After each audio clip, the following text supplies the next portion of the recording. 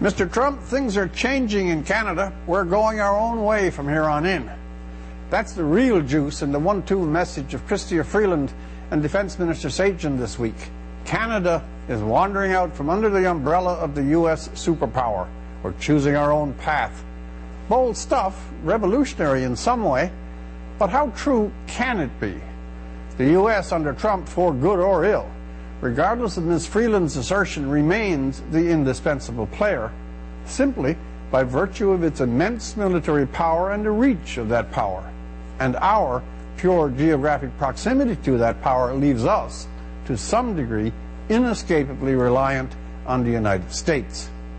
Should the world ever come, and all pray that it will not, to any massive disturbance, America will remain the absolute key player, and a satellite power such as Canada, however much in the meantime we fortify our own military, will operate inescapably in harmony or dependence on the U.S.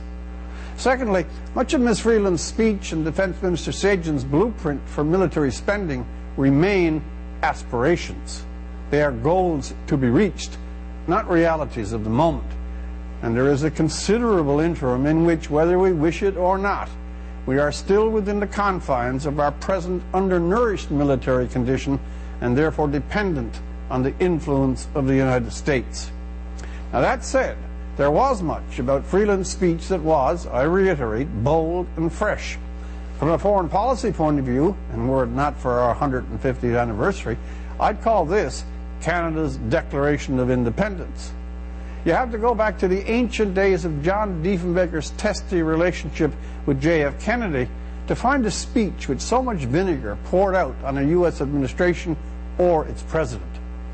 And much like everything else in politics these days, the speech was, in one sense, mainly about Donald Trump. He's not reliable, was the scarcely buried subtext.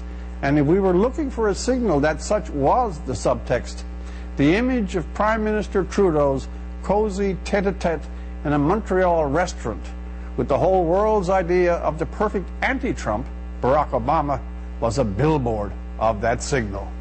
Trump will likely not read the parliamentary speeches.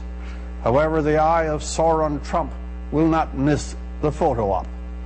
Where offside with Mr. Trump is this week's full message.